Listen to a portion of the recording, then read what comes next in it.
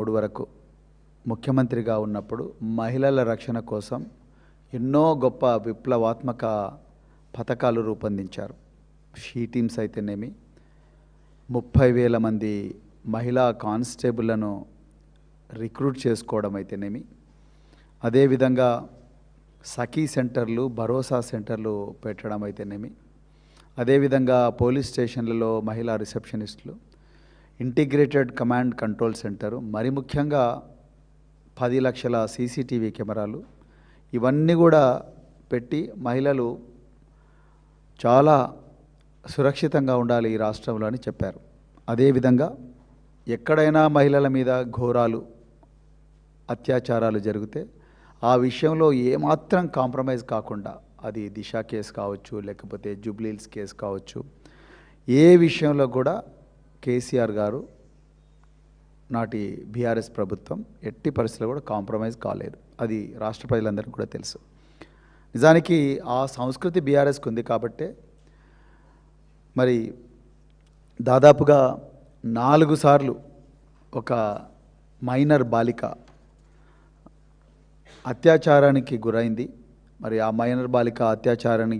Minor బాలికను అత్యాచారం చేసిన వ్యక్తి సాక్షాత్తు కేంద్ర హోంశాఖ సహాయ మంత్రి తనయుడు బండి భగీరథ్ కావడం, మరి ఆ విషయంలో పోలీసులు, తెలంగాణ పోలీసులు హోంశాఖ మంత్రి రేవంత్ రెడ్డి గారి ఆదేశాల మేరకు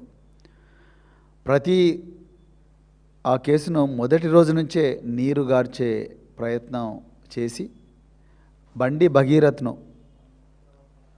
జైలుకు కూడా పోకుండా చాలా చిన్న చిన్న సెక్షన్లు పెట్టి పేట్ బషీరాబాద్లో కేసు బుక్ చేసినప్పుడు, అదేవిధంగా బాధితురాలిని నిందితురాలిగా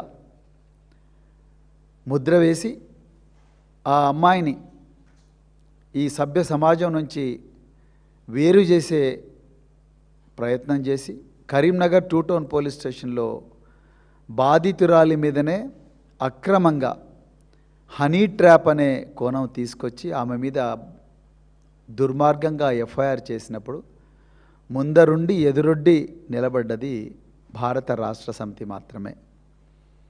కాంగ్రెస్ పార్టీ, భారతీయ జనతా పార్టీ ఈ రెండు కూడా మౌనం వహించిన తప్ప ఏనాడు కూడా ఈ అమ్మాయికి న్యాయం జరగాలని రోడ్డు మీదకి రాలేదు.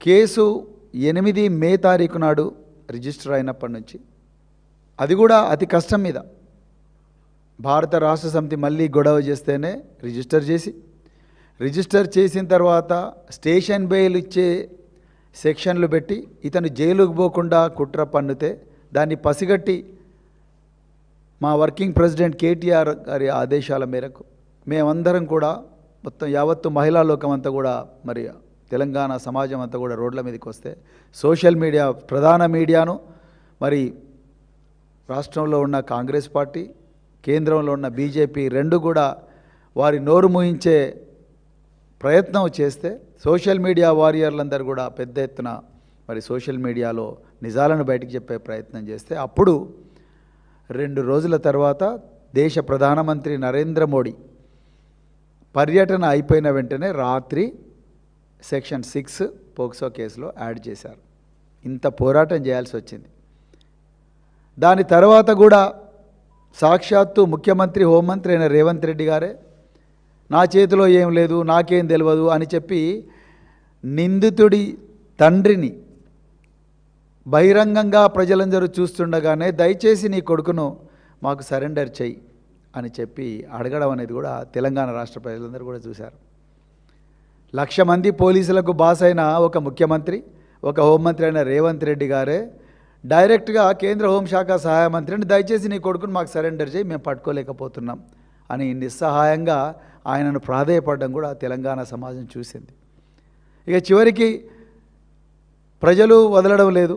భారత రాష్ట్ర సమితి మరి బాధితురాలి కోసం పోరాడుతూనే ఉన్నది.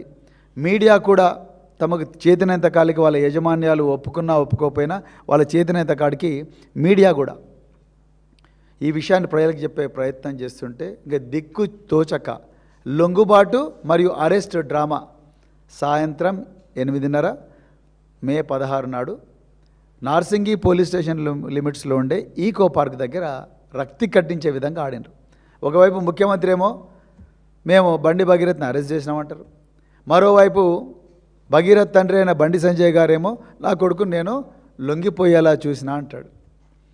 చివరికి ఏదైతేనే ఈయన పేట్ బషీరాబాద్ పోలీస్ స్టేషన్లో పోయి ఆయన 2 లాయర్ల సమక్షంలో ఆయన లొంగిపోయిన, ఆయన చుట్టూ ఎవ్వరు కూడా పోలీస్ ఆఫీసర్లు లేరు. మే 16 నుండి జూన్ 19 వరకు బండి భగీరథ్ గారు చెర్లపల్లి జైల్లో ఉన్నారు. ఆయన మేడ్చల్ మల్కాజ్గిరి సెషన్స్ కోర్టులో, Medchal Malkajgiri honourable session judge cum first additional district judge Medchal Malkajgiri డిస్ట్రిక్ట్లో ఉండే కోర్టులో తను 3 సార్లు బెయిల్కి అప్లై చేసుకున్నాడు. 3 సార్లు కూడా బెయిల్ రిజెక్ట్ అయింది. ఈ మధ్య కాలంలో బాధితురాలి వాంగ్మూలం, అదేవిధంగా బాధితురాలి యొక్క తల్లి వాంగ్మూలం, బాధితురాలిని రకరకాల ప్రాంతాలకు తీసుకుపోయి ఎక్కడెక్కడ మరి ఈ నేరం జరిగింది, ఘోరం జరిగింది అన్న విషయాలు ఇవన్నీ కూడా మరి చేయడం అనేది పోలీసు వాళ్ళు చేశారు. అదేవిధంగా నిందితుడిని కూడా రకరకాల నేర స్థలాలకు తీసుకుపోయినట్టుగా మాకు తెలిసింది.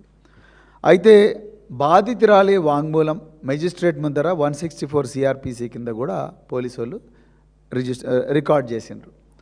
సో ఇందులో మరి బాధితురాలని బాధితురాలికి ఒకవైపు అన్యాయం జరిగిందని ఆమె వాళ్ళ అమ్మ ఇద్దరు ఏడుస్తుంటూ ఉంటే, మరోవైపు కేంద్ర హోంశాఖ సహాయ మంత్రి ఆయన అనుంగు అనుచరులు బీజేపీ యొక్క ఐటీ ఆర్మీ ఈ అమ్మాయి ఫోటోలు, ఈ అమ్మాయి అతనితో తిరిగిన వీడియోలు ఇవన్నీ కూడా మొత్తం కూడా సోషల్ మీడియాలో టోటల్గా సర్క్యులేట్ చేసిండ్రు.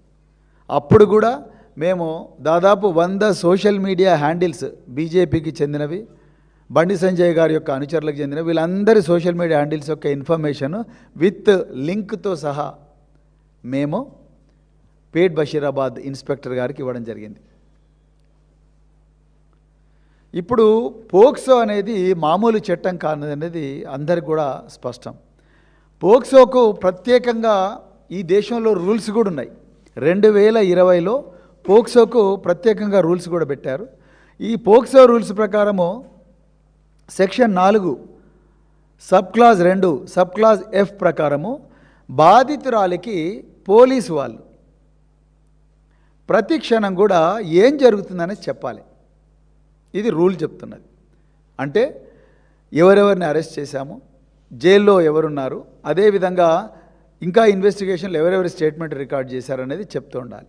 అదేవిధంగా పబ్లిక్ ప్రాసిక్యూటర్ ఎవరైతే ఈ పోక్సో కేసులో పబ్లిక్ ప్రాసిక్యూటర్ ఉంటారో, ఎందుకంటే జిల్లాకు ఒక ఫాస్ట్ ట్రాక్ కోర్టు ఉంది, ఎవరైతే స్పెషల్ పీపీ కానీ పీపీ అంటే పబ్లిక్ ప్రాసిక్యూటర్ ఉంటారో ఈ పబ్లిక్ ప్రాసిక్యూటర్ తప్పనిసరిగా ఈ బాధితురాలి స్టేట్మెంట్ యొక్క కాపీ, నిందితుడి యొక్క కన్ఫెషన్ కాపీ, ఇంకా ఏవైనా ఉంటే సున్నితమైన అంశాలను పక్కకు పెడితే మిగతా ఆమె రికార్డ్ చేసిన స్టేట్మెంట్స్ ఏవైతున్నాయో అవన్నిటిని కూడా వీళ్లకు ఇవ్వాలి. అది ఆమె హక్కు చట్ట ప్రకారం. చాలా క్లియర్గా సెక్షన్ చెప్తుంది. సెక్షన్ 193 బిఎన్ఎస్ఎస్ కానీ, అదేవిధంగా section rule 4 of POCSO rules చెప్తుంది. అదేవిధంగా ఇక ఒక్క క్షణం పక్కకు పెడితే అదేవిధంగా సరే ఇప్పుడు దీనికి వద్దాం. అయితే ఇప్పటి వరకు నేను ఎందుకు ఈ విషయం మీ అందరికీ మళ్ళొకసారి మెమరీ రిఫ్రెష్ చేస్తున్నా అంటే, ఇది మామూలు విషయం కాదు. కేంద్ర హోంశాఖ సహాయ మంత్రి కొడుకే సాక్షాత్ ఇందులో అక్యూజ్డ్గా ఉన్నాడు, నిందితుడిగా ఉన్నాడు. కాబట్టి దీని గురించి మళ్ళొకసారి ప్రజలకు వాళ్ళ మెమరీని రిఫ్రెష్ చేయాల్సిన అవసరం ఉంది కాబట్టి చెప్తున్నా. అయితే నాకు ఈ బాధితురాలి తల్లి మాతోని 17, 18వ తారీఖు నాడు మాతో మాట్లాడింది. వారు ఏమంటున్నారు, సార్ మాకు ఎవ్వరూ ఏం జరుగుతుందో చెప్పడం లేదు పేట్ బషీరాబాద్లో అంటున్నారు. జాగ్రత్తగా చూడండి. ఒకవైపేమో చట్టం బాధితురాలి పక్షాన్నే ఉండాలి, వ్యవస్థ అంతా కూడా ఎంత పక్షాన ఉండాలంటే ఒక ఒకవేళ ఇన్వెస్టిగేటింగ్ ఆఫీసర్ కోఆపరేట్ చేయకపోతే ఆర్ ఆయనకు సమయం లేకపోతే ఒక ఎస్పీ ర్యాంక్ అధికారి కానీ, అంటే ఒక డీసీపీ ర్యాంక్ అధికారి కానీ, లేకపోతే ఒక ఎస్పీ ర్యాంక్ అధికారి కానీ, ఒక డీసీపీ ఉమెన్ సేఫ్టీ కానీ ఈ అమ్మాయితో రెగ్యులర్గా టచ్లో ఉండాలనేది పోక్సో రూల్స్ చెప్తున్నాయి. మైనర్ బాలిక కాబట్టి, సున్నితమైన అంశం కాబట్టి. కానీ 16-17 తారీఖు నాడు ఈ తల్లి నాకేం చెప్తుందంటే, ఈమె అసలు ఈ పోలీస్ వాళ్ళు ఎవ్వరు కూడా వీళ్ళకి ఏం జరుగుతుందో చెప్పడం లేదు. ఈయన ఎన్నిసార్లు బెయిల్ పిటిషన్ వేసుకున్నారు అది కూడా చెప్పలేదు. నిజానికి నిందితుడు బెయిల్ వేసుకున్న ప్రతిసారి కూడా బాధితురాలికి తప్పనిసరిగా చెప్పాలి అనేది 6.4 పోక్సో మాన్యువల్లో ఉంది. 483 BNSS, అదేవిధంగా ఇంకా రకరకాల case laws, Jagjeet Singh versus Ashish Mishra, ఇలాంటి కేసుల్లో అన్నిట్లలో కూడా తప్పనిసరిగా బాధితురాలి యొక్క మనోభావాలను గౌరవ న్యాయమూర్తికి చెప్పాల్సిన బాధ్యత పబ్లిక్ ప్రాసిక్యూటర్ది. ఇంతవరకు వాళ్ళని ఎవ్వరు కూడా కాంటాక్ట్ చేయలేదు. ఆ తల్లి ఇంకొక విషయం కూడా చెప్పింది, మేము ప్రతిసారి కూడా మేము రికార్డ్ చేసిన స్టేట్మెంట్స్ యొక్క వివరాలు ఇవ్వండి అని అంటే నా దగ్గర లేవని ఒక ఆయన అంటాడు. నేను ఎల్లుండి ఇస్తాను ఇంకొక ఆయన అంటాడు. ఇంకొక ఆయన అంటాడు మీరు పీపీని అడిగి తీసుకోండి అంటారు. ఎందుకయ్యా మీకు ఆ బాధితురాలంత కోపం రేవంత్ రెడ్డి గారు? మీకు కూడా ఒక బిడ్డ ఉంది. ఎవరికైనా ఏ బిడ్డ అయినా తండ్రికి తల్లికి ఇద్దరికి అదే ప్రేమ ఉంటుంది. ఎందుకు మీకు అంత కోపం ఈ అమ్మాయి అంటే? అంటే మీ ఆర్ఎస్ బ్రదర్స్ యొక్క మైత్రి బంధాన్ని ఇబ్బంది పెట్టిందనా? ఆర్ఎస్ బ్రదర్స్ అంటే Revanth Reddy, Bandi Sanjay, Revanth and Sanjay RS brothers. మీ ఇద్దరి మైత్రి బంధాన్ని ఇబ్బంది పెడుతుందనా? ఎందుకు ఆ అమ్మాయి అంటే ఎందుకు ఆమెను మీరు నిందితురాలిగా చూస్తున్నారు? ఆమె బాధితురాలు. మీ హయాంలోనే ఆ అమ్మాయి బాధితురాలైనప్పుడు కూడా నిందితురాలిగా కరీంనగర్ 2 పోలీస్ స్టేషన్లో కేసు పెట్టినరు. ఇప్పుడైనా కనీసం తప్పు తెలుసుకొని ప్రాయశ్చిత్తం పొంది మీ సీనియర్ ఆఫీసర్లను ఆ అమ్మాయి ఇంటికి పంపించవచ్చు కదా. ఎందుకు పంపించలేదు? కనీసం మీరన్నా ఒక్కసారి ఫోన్లో మాట్లాడినరా? మాట్లాడలేదు. ఈ తెలంగాణ ప్రభుత్వం, మరి ముఖ్యంగా రేవంత్ రెడ్డి గారు ఏ ఛాన్స్ వచ్చినా కూడా బండి భగీరథ్ను రక్షించాలని చూస్తున్నారు. చాలా క్లియర్గా అర్థమవుతుంది. ఇప్పుడు సెకండ్ పార్ట్కి వస్తాను నేను.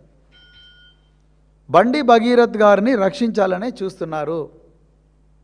లేకపోతే ఎందుకు మీరు ఇవన్నీ చెప్పడం లేదు? ఎందుకు ఆ అమ్మాయికి డాక్యుమెంట్స్ ఇవ్వడం లేదు?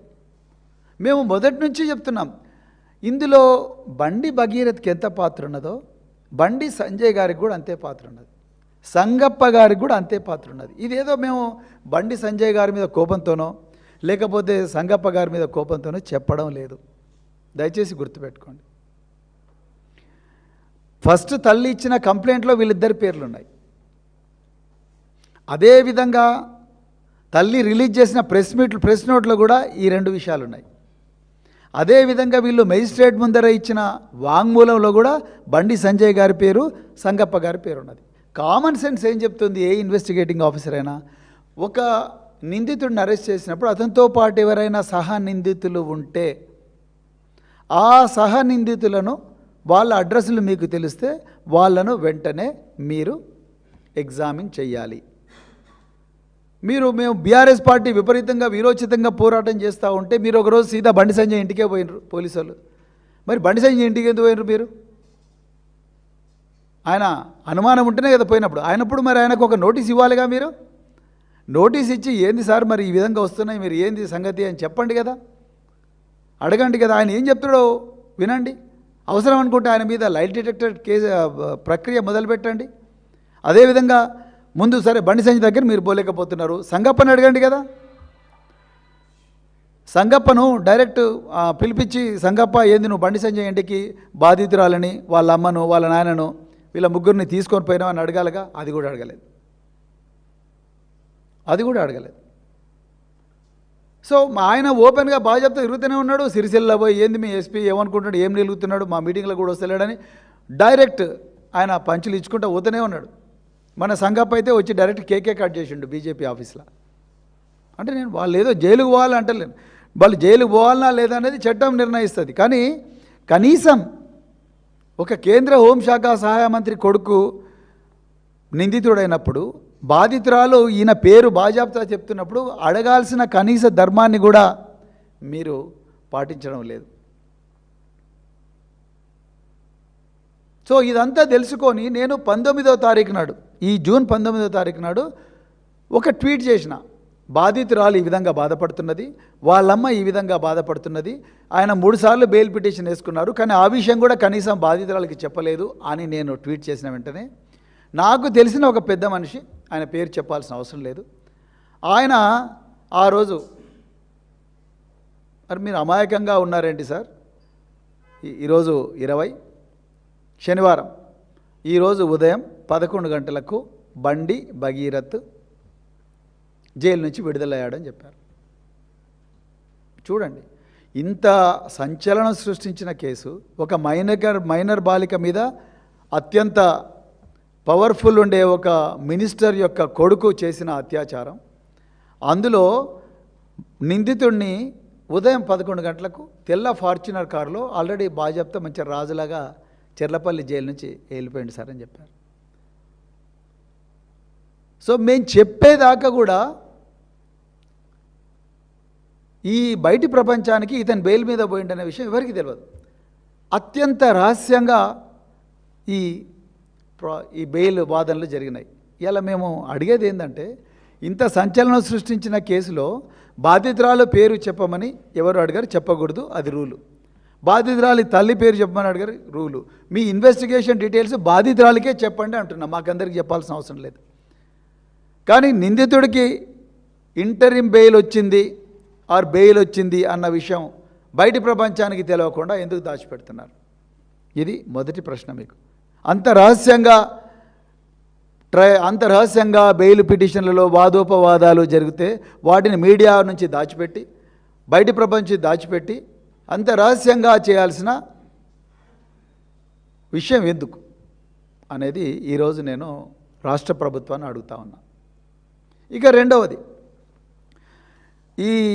ఇది మన బండి భగీరథ్ గారు వారి లాయరు ఏర్పాటు చేసిన, కోర్టులో ఫైల్ చేసిన పిటిషన్. ఎంత తెలివిగా ఈ పిటిషన్ ఫైల్ చేసిందంటే చాలా, అంటే నిజంగా చాలా ఆశ్చర్యపోతాం మనం. ఇతను మహీంద్రా యూనివర్సిటీలో స్టూడెంట్ అంట. ఇగో ఆయన ఐడి కార్డు కూడా ఇక్కడ ఉంది. ఇతను మహీంద్రా యూనివర్సిటీలో స్టూడెంట్. ఈ మహీంద్రా యూనివర్సిటీలో ఇతను 2023 నుంచి నడుస్తూ ఉన్నది, చదువుకుంటా ఉన్నాడు. 2023లో మీ అందరికీ ఇంతకుముందే నేను చెప్పిన మే 8వ తారీఖు నాడు ఇదే వేదిక నుండి 2023లో ఇతను 2 కేసుల్లో ఇన్వాల్వ్ అయ్యాడు మహీంద్రా యూనివర్సిటీలో. ఘోరంగా, అత్యంత పాశవికంగా విద్యార్థిని కొడితే, దాని తర్వాత వాళ్ళ డార్మిటరీకి కూడా పోయి కొడితే ఇతను యూనివర్సిటీ నుంచి రస్టికేట్ చేసిండ్రు. ఇతను బీబీఏ స్టూడెంట్, స్కూల్ ఆఫ్ మేనేజ్మెంట్లో ఇతను మరి ఎన్ని ఎగ్జామ్స్ రాసిండు, ఎన్ని పాస్ అయ్యిండు అదంతా ఎవ్వరికి తెలియదు. కానీ ఇందులో ఇప్పుడు దీంట్లో బెయిల్ పిటిషన్లో ఇతనికి 3 సంవత్సరాల కోర్సు, అంటే 2023 నుంచి 2024, 24 నుంచి 25, 25 నుంచి 26, ఇది ఫైనల్ ఇయర్. ఈ 3 సంవత్సరాల కోర్సులో ఇతను ఎగ్జామ్స్, చాలా క్రిటికల్ ఎగ్జామ్స్, మరి మిగతా ఎగ్జామ్స్ రాసిండో లేదో దీంట్లో లేదు, కానీ ఈ ఎగ్జామ్స్ ఇప్పుడు రాయకపోతే ఈయనకి ఇర్రిపేరబుల్ డ్యామేజ్ జరుగుతుంది, అంటే ఈయన జీవితమే నాశనం అయిపోతుంది అని చెప్పి మరి వాళ్ళ అడ్వకేటు పిటిషన్ ఫైల్ చేసిండు. ఇది బయటకు వచ్చింది ఆ పిటిషన్, ఇంకా బెయిల్ ఆర్డర్ బయటికి రాలేదు. ఇంత రహస్యంగా బెయిల్ ఆర్డర్ పెట్టడంలో ఆంతర్యం ఏందో మాకు అర్థం కావడం లేదు. ఓకే, బయట ప్రపంచం చెప్పాలని అనుకోవట్లేదు, బాధితురాలికన్నా చెప్పాలిగా బెయిల్ ఆర్డర్, బాధితురాలికన్నా ఒక కాపీ ఇవ్వాలిగా. బాధితురాలు రాలేదు, ఆమె భయపడుతున్నది. ఎందుకంటే ఇంతకుముందే వాళ్ళ ఫ్యామిలీని ఆయన బండి సంజయ్ గారే డైరెక్ట్గా బెదిరించినట్టుగా వాళ్ళే చెప్పిండ్రు. ఇప్పుడు బాధితురాలు అడిగే పరిస్థితి లేదు, కోర్టుకు వచ్చి అడిగే పరిస్థితి లేదు, పబ్లిక్ ప్రాసిక్యూటర్ బాధితురాల దగ్గరకు పోయే పరిస్థితి లేదు, డీసీపీ ఉమెన్ సేఫ్టీ పోయే పరిస్థితి లేదు. ఇక ఈ తెలంగాణ పోలీసులు అయితే ఆమెను ఘోరంగా ఒక క్రిమినల్ లాగా చూస్తూ ఉన్నారు. నిందితుడి మీద సానుభూతి వచ్చే విధంగా కొంత ఒక వర్గం సోషల్ మీడియాలో విపరీతంగా ప్రచారం చేస్తూనే ఉంది. ఇలాంటి పరిస్థితుల్లో బాధితురాలు ఏ మోగం పెట్టుకొని ఏ ధైర్యంతో కోర్టుకు వచ్చి ఇవన్నీ తీసుకుంటుంది? పోలీస్ ఆఫీసర్లే పోయి ఇవ్వచ్చు, కానీ ఎవ్వరూ పోలేదు. సో బెయిల్ ఆర్డర్లో ఏముందనేది ఎవరికి తెలియదు. ఓకే, సో ఇప్పుడు ఈయనకు ఎగ్జామ్స్ ఉన్నాయని వాళ్ళ అడ్వకేట్ చెప్పిండు. ఇక ఎగ్జామ్స్ షెడ్యూల్ కూడా చూద్దాం. ఎగ్జామ్స్ ఈయనకు స్పెషల్ సప్లిమెంటరీ ఎగ్జామ్. నిజానికి స్పెషల్ సప్లిమెంటరీ ఎగ్జాము ఒకసారి సప్లిమెంటరీ ఎగ్జామ్ పెడతారు, ఏదైనా కామన్గా చాలా యూనివర్సిటీలో కూడా జరుగుద్ది. ఇక్కడనే మా విద్యార్థి నాయకుడు మరి గెల్లు శ్రీనివాస్ యాదవ్ గారు కూడా ఉన్నారు, వారికి తెలుసు. ఈ ఎగ్జామ్ పోయింది, ఇప్పుడు స్పెషల్ సప్లిమెంటరీ ఎగ్జామ్ పెట్టిండ్రు. ఈ స్పెషల్ సప్లిమెంటరీ ఎగ్జామ్ కూడా ఈ స్పెషల్ సప్లిమెంటరీ ఎగ్జామ్ కూడా ఒక బ్యాచ్కి పెట్టేసిండ్రు. జూన్ 20కి అయిపోయినాయి స్పెషల్ సప్లిమెంటరీ ఎగ్జామ్. ఆ స్పెషల్ సప్లిమెంటరీ ఎగ్జామ్ కూడా ఈయన రాయలేదు. ఇప్పుడు అది రాయలేదని ఆ 22వ తారీఖు, జూన్ 22వ తారీఖు నుంచి ఇంకొక సప్లిమెంటరీ ఎగ్జామ్ పెట్టిండ్రు. స్పెషల్ సప్లిమెంటరీ ఎగ్జామ్ అయిపోయిన తర్వాత మళ్ళీ ఈయన కోసం ప్రత్యేకంగా ఒక స్పెషల్ సప్లిమెంటరీ ఎగ్జామ్ పెట్టిండ్రు. నేను దీన్ని కూడా తప్పు పట్టడం లేదు. ఠీకే, ఒక విద్యార్థి పాస్ కావాలని మీరు అనుకుంటే పాస్ కాదు. నిజానికి బండి సాయి భాగీరథ్ ఎవరో మాకు తెలియదు, ఆయన కూడా ఒక విద్యార్థి. ఫర్ టైం బీయింగ్ అనుకుందాం. ఆయన చేసింది నేరమే, ఘోరమైన నేరం, కానీ ఆయన విద్యార్థి, ఆయనకు చదువుకునే హక్కు ఉన్నది. రాజ్యాంగంలో ఆర్టికల్ 21 ప్రకారం right to live with dignity. నువ్వు చదువుకోవాలనుకున్నా చదువుకో, మంచిగా పాస్గా. ఇప్పుడు నువ్వు రాస్తున్న ఎగ్జామ్స్ కూడా నువ్వు తప్పులు రాస్తే కూడా నేను మహీంద్ర యూనివర్సిటీ వాళ్ళని కోరుకుంటున్నా, కొంచెం లిబరల్గానే మార్కులు వేయండి, నో ప్రాబ్లం. ఆయన ఒకవేళ తప్పులు రాసినా లిబరల్గా మార్కులు వేసి మీరు పాస్ చేయండి. ఆయనకి ఎంబీఏ డిగ్రీ కూడా, బీబీఏ డిగ్రీ కూడా ఇవ్వండి, నో ప్రాబ్లం. మేమేం మీ పేపర్లో వచ్చి మళ్ళీ రీవాల్యుయేషన్ చేయమని మేము అడగం. మేము no, we're not going to ask that. కానీ మీరు ఈయన ఒక్కడికే ప్రత్యేకంగా ఎగ్జామ్ పెట్టడం కారణం ఏంటి? ఇక రెండవది చాలా ఇంపార్టెంట్ విషయం. ఈ చాలా తెలివిగా ఇందులో ఈ డిఫెన్స్ లాయర్ ఏమన్నాడు, ఈయన ఏమన్నాడు, ఈయనకు 22 నుంచి ఆన్వర్డ్స్ అని తెలివిగా ఏం రాశాడు, 22 జూన్ 2026 నుండి 5 రోజులు ఈయనకి ఎగ్జామ్స్ ఉన్నాయి. ఓకే, ఠీక్, 5 రోజులు ఎగ్జామ్స్ ఉన్నాయి. 3వ పారాగ్రాఫ్ చాలా కీలకమైన పారాగ్రాఫ్, ఎవరు దీన్ని గుర్తించడం లేదు. 3వ పారాగ్రాఫ్లో ఏమంటున్నారు,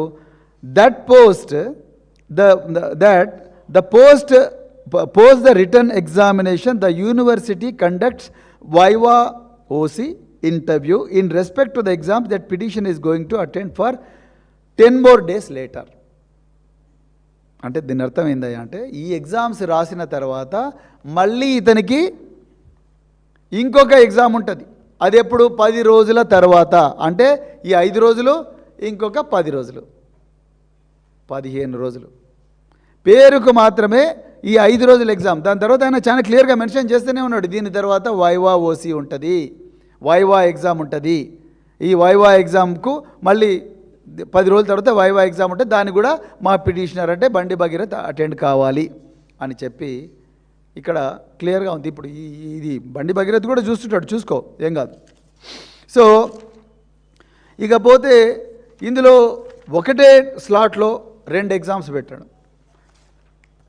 మరి ఒకటే స్లాట్లో 2 ఎగ్జామినేషన్స్, తర్వాత ఇప్పుడు ఒకటే హాల్లో ఒకటే టైంలో 2 ఎగ్జామ్స్ పెట్టడం, అంత ఆగమేఘాల మీద ఇంత అన్ప్లాన్డ్గా పెట్టడం ఎందుకో మరి నాకైతే అర్థం కాలేదు.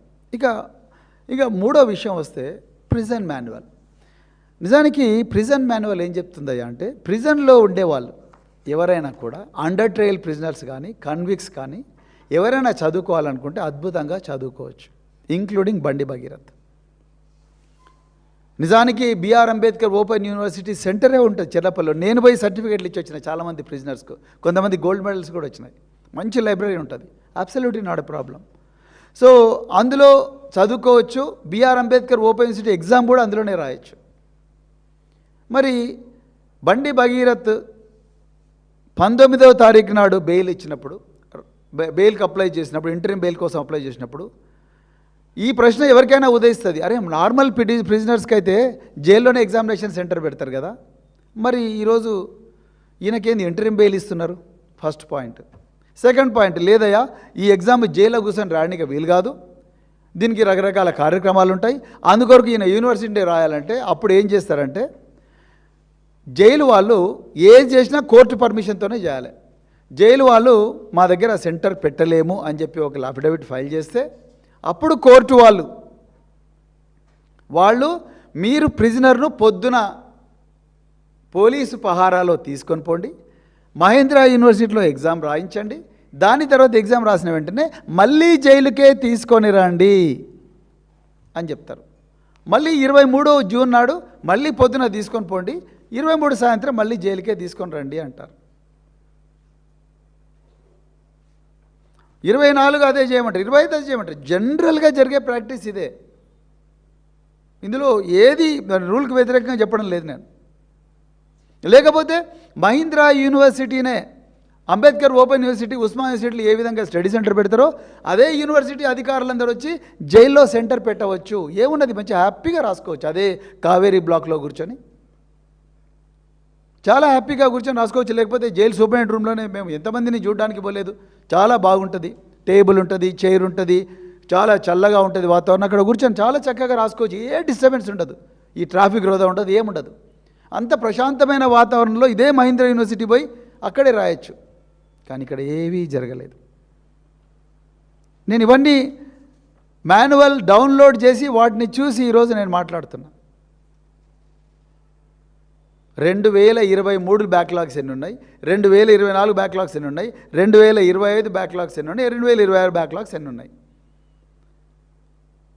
నిజానికి ఈరోజు మేము అడుగుతున్న ప్రశ్నలన్నీ ఎవరు అడగాలి? పబ్లిక్ ప్రాసిక్యూటర్ అడగాలి. పిటిషనర్ తరపు న్యాయవాది పిటిషనర్ గురించి కొట్లాడడంలో తప్పులేదు, చట్టమే చెప్తుంది. అదే కదా జ్యూరిస్ప్రుడెన్స్ అంటే. కానీ పిటిషనర్ తరపు న్యాయవాది ఇచ్చినవన్నీ కూడా పబ్లిక్ ప్రాసిక్యూటర్కి వచ్చినప్పుడు పబ్లిక్ ప్రాసిక్యూటర్ మేము అడుగుతున్న ప్రశ్నలను అడగాలి కదా. ఏమయ్యా ఈ ఎగ్జాము జైల్లో కూడా రాసుకోవచ్చు కదా, ఏమయ్యా ఎగ్జామ్ ప్రశాంతంగా రాసుకోవచ్చు కదా, ఏమైనా బుక్కులు కావాలంటే నిందితుడికి ఇవ్వండి కదా, హ్యాపీగా రాసుకోవచ్చు. ఆయన మహీంద్రా యూనివర్సిటీకి వచ్చే రాయాల్సిన అవసరం ఉంది. అది కూడా ఎగ్జామ్ రాసిన తర్వాత మళ్ళీ జైలుకు పోవచ్చు కదా. ఎందుకంటే రాష్ట్రాన్ని అతలాకుతలం చేసిన కేసు ఇది. మళ్ళీ జైలుకు పోవచ్చు కదా. ఇదే కేసు కాదు, ఏ కేసులను అట్లనే చేయాలి. మైనర్ బాలికలను వాళ్ళ మీద అఘాయిత్యం చేసిన ఏ నిందితుడికైనా కూడా ఇదే జరగాలి. కానీ ఇక్కడ ఇది జరగలేదు. అంటే రాష్ట్ర ప్రభుత్వం తప్పకుండా ఇందులో కావాలనే రిలాక్స్ చేసింది. అందుకొరకే వాళ్ళు బెయిల్ ఆర్డర్ బయటికి పెడతలేరు. పబ్లిక్ ప్రాసిక్యూటర్ ఈరోజు మేము ఏవైతే చెప్తున్నామో అవన్నీ కూడా వాళ్ళు చెప్పాలి. చెప్పి మీ లార్డ్షిప్ ఈ విధంగా చేయడానికి వీలు లేదు, ఇతను మామూలు వ్యక్తి కాదు, మహీంద్రా యూనివర్సిటీలో చాలామంది విద్యార్థులను కొట్టిన వ్యక్తి, ఈయన చూస్తే భయపడతారు. అదేవిధంగా ఇతను ఆ అమ్మాయి మీదనే ఉల్టా ఒక కేసు పెట్టిండు మీ లార్డ్షిప్ అని చెప్పి గౌరవ న్యాయమూర్తి గారిని కన్విన్స్ చేయాలి. అది కన్విన్స్ చేయకుండా మీరు బార్లో డోర్లు ఓపెన్ చేసిండు, ఆయన హ్యాపీగా బయటకు వచ్చిండు తెల్లటి ఫార్చునర్ కారులో 21 తారీఖు నాడు ఎవ్వరికి తెలియకుండా హ్యాపీగా ఇంటికి వెళ్ళిపోయాడు. ఇవాళ ఎగ్జామ్ రాసిండు, మంచిగా రాయి ఎగ్జామ్, ఎవరొద్దన్నారు. నువ్వు కొంచెం 4 పేపర్లలో ఏదో గీకినా కూడా నీకు మార్కులు ఏమని మేమే అంటున్నాం. నీకు పాస్ కావాలి, పాపం జైల్లో నుంచి వచ్చి ఎగ్జామ్ రాయడమే మామూలు విషయం కాదు, రాయి, మంచిగా రాయి, ఓకే, నో ప్రాబ్లం. సో కానీ ఇక్కడ విషయం ఏంటయ్యా అంటే, మీరు కట్ చేస్తే ఇక్కడ తెలంగాణ పిల్లలు గమనించాలి. బల్క సుమన్ ఇప్పుడు చెంచల్గూడ జైల్లో ఉన్నాడు. బల్క సుమన్ చెంచల్గూడ జైల్లో ఉంటే ఆయనను జైలు నుంచి బయటికి రాకుండా గవర్నమెంట్ ఒక ఆర్డర్ ఇచ్చి స్పెషల్ పీపీని అపాయింట్ చేసింది. నేను ఇవాళ అడుగుతున్న రేవంత్ రెడ్డి గారు, మీరు బల్క సుమన్ జైలు నుంచి బయటికి రాకుండా ఆయన మీ అన్యాయాలని, అక్రమాలను, సింగరేణిలో జరుగుతున్న అక్రమాలను వీటన్నిటిని ప్రశ్నిస్తున్నారని, మీరు ఆయన గొంతు నొక్కాలని చెప్పేసి మీరు స్పెషల్ పబ్లిక్ ప్రాసిక్యూటర్ని పెట్టి లోయర్ కోర్టు పోలీసు కస్టడీని రిజెక్ట్ చేసినా కూడా మీరు హైకోర్టులో పోయి అప్పీల్ చేసిండ్రు. మరి ఈ కరెక్ట్ ఇక్కడనే కట్ చేస్తే మేడ్చల్ మల్కార్గిరి కోర్టులో ఒక స్పెషల్ పీపీని ఎందుకు అపాయింట్ చేయలేదు రేవంత్ రెడ్డి గారు? ఈ కేసులో ఒక సిట్ ఎందుకు వేయలేదు? మీరు స్పెషల్ ఇన్వెస్టిగేషన్ టీం ఎందుకు వేయలేదు? ఎందుకు మీ ఆఫీసర్లు ఆ అమ్మాయి ఇంటికి పోవడం లేదు? ఆ అమ్మాయికి 164 స్టేట్మెంట్లు ఎందుకు ఇవ్వడం లేదు? ఎందుకంటే మీకు తెలుసు ఆ అమ్మాయి 164 స్టేట్మెంట్ వచ్చిన వెంటనే బండి సంజయ్ జైలుకు పోవాల్సి ఉంటుంది. చాలా క్లియర్గా అర్థమవుతున్నది. మరి ఇవాళ నేను బీజేపీ నాయకులు కూడా అడుగుతున్నా, బంగారు లక్ష్మణ్ ఆయన ఏదో ₹1,00,000 తీసుకుంటున్నారని మీడియాలో ఆపరేషన్ దుర్యోధన ఏదో వస్తే తేల్కా వాళ్ళు ఏదో ఆపరేషన్ చేస్తే ఆ తేల్కా ఆపరేషన్లో ఆయన ₹1,00,000 తీసుకుంటారని ఆగమేఘాల మీద మరుసటి రోజే ఆయనను నేషనల్ ప్రెసిడెంట్ సస్పెండ్ చేసిండ్రు. ఎందుకు? ఆయన మాదిగా, ఆయనకి ఎవరు లేరు. పాపం ఏం చేసిండు ఆయన? నేషనల్ ప్రెసిడెంట్ సాగిపోయిండు ఒక మాదిగా సమాజంలో బట్టి. అణచివేయబడ్డ వర్గాల నుంచి వచ్చి అంత స్థాయికి పోయిండు. ఒక్కరోజు కూడా దయాదాక్షిణ లెక్క కథం చేసిన ఆయన బయటకు పంపించేసిండు. గుండెపోటు వచ్చి చచ్చిపోయాడు పాపం పెద్ద మనిషి. మరి ఇలా బండి సంజయ్ని ఎందుకో సస్పెండ్ చేస్తలేరు? మరి ఆయన చేసిన తినడం తక్కువనా? బేటీ బచావో బేటీ పడావో అంటారు. బేటీ బచావో బేటీ పడావో అంటే మరి ఈయననేమో బేటా బచావో అంటున్నాడు. సో ఆయననేమో మీరు ముట్టుకుంటలేరు. ప్రధానమంత్రి రేవంత్ రెడ్డి, బండి సంజయ్ ముగ్గురు అలాయ్ బలాయ్ తీసుకొని కడుపుబ్బా నవ్వుకుంటున్నారు. ఒకవైపు ఆ అమ్మాయి ఇంట్లో కూర్చొని ఏడుస్తున్నది, తల్లి ఏడుస్తున్నది. తెలంగాణ మహిళలందరూ రోడ్డెక్కినరు. ఇది ఈరోజు మీరు చేస్తున్నది. సో అందుకొరకు మేము ఈ విషయంలో మళ్ళీ బీఆర్ఎస్ పార్టీ తప్పకుండా సీరియస్గా తీసుకుంటుంది. ఈ బండి భగీరథ్ ఏదైతే ఇంటరిం బెయిల్ ఉందో ఆ ఇంటరిం బెయిల్ విషయంలో మళ్ళీ గౌరవ న్యాయమూర్తులు పునరాలోచించాలి. ఇది కరెక్ట్ కాదు. ఆ అమ్మాయి భయంలో ఉన్నది. ఆ అమ్మాయికి డాక్యుమెంట్లు ఇవ్వట్లేదు. ఏ పోలీస్ అధికారి కూడా ఆ అమ్మాయి దగ్గరికి పోవట్లేదు. ఇంతవరకు మరి ఆగమేఘాల మీద ఇంట్రాగేట్ చేసిన వాళ్ళు మేము అరెస్ట్ చేసినాం అది ఇది అని చెప్పి డిష్యూమ్ చేసి పట్టుకున్నాం బండి భగీరథ్ను ఎకో పార్క్ ఎదురుగా అన్నోళ్ళు మరి ఎందుకయ్యా ఇంతవరకు ఛార్జ్షీట్ ఫైల్ చేస్తలేరు? ఎందుకు ఛార్జ్షీట్ ఫైల్ చేస్తలేరు? ఇంకేం తక్కువ ఉన్నది దీనిలో? ఆ 100 మీడియా హ్యాండిల్స్లో ఎందుకు పట్టుకొస్తలేరు? వాళ్ళు కూడా పోక్సో కేసు పెట్టాలిగా. సో కావాలనే రేవంత్ రెడ్డి ప్రభుత్వం ఇలా దీన్ని డైల్యూట్ చేయాలని చూస్తూ ఉన్నది. బండి భగీరథ్ మీద సానుభూతితో వ్యవహరిస్తున్నది. అతను ఏ విధంగా ఈ కేసు నుంచి బయటపడేయాలని చూస్తూ ఉన్నారు. బండి సంజయ్ గారిని, సంగప్ప గారిని కూడా బయటపడేయాలని చూస్తున్నారు తప్ప ఈ విషయంలో అమ్మాయికి న్యాయం జరగాలని చూస్తలేరు. అందుకొరకే మేము తప్పకుండా గౌరవ హైకోర్టు న్యాయమూర్తి గారికి కూడా ఈ విషయాన్ని వారి దృష్టికి తీసుకొస్తాం. తప్పకుండా గౌరవ high court, the chief justice of Telangana high court దృష్టికి కూడా ఈ విషయాన్ని తీసుకొస్తాం. ఈ లోయర్ కోర్టులో ఈ విధంగా జరుగుతున్నది, పోక్సో రోల్స్ ఈ విధంగా చేస్తూ ఉన్నాయి, కానీ ఈ విధంగా చెప్తా ఉన్నాయి, మీ లోయర్ కోర్ట్స్ ఈ విధంగా చేస్తున్నాయి. పబ్లిక్ ప్రాసిక్యూటర్ మీద కూడా తప్పకుండా చట్టపరమైన చర్యలు తీసుకోవాల్సిందే. డైరెక్టర్ ఆఫ్ ప్రాసిక్యూషన్ కూడా మేము తప్పకుండా కంప్లైంట్ చేస్తాం. పబ్లిక్ ప్రాసిక్యూటర్ కూడా ఈ ప్రశ్నలు మేమైతే వేస్తున్నామో ఆ ప్రశ్నలు వేయకుండానే నిందితుడికి బెయిల్ వచ్చే విధంగా చూస్తున్నాడన్న అనుమానాలు మాకు రోజు రోజుకు బలపడుతున్నాయి. మరి ఈ విషయంలో పూర్తి స్థాయి విచారణ జరగాలి. రేవంత్ రెడ్డి అదేవిధంగా బండి సంజయ్ వీళ్ళిద్దరూ కలిసి పెడుతున్న నాటకంలో ఈ అమ్మాయి జీవితం నాశనం అయిపోతుందేమన్న ప్రమాదం ఉన్నది. అందుకొరకు వీటి గురించి కూడా మరి తెలంగాణ ప్రజలందరూ కూడా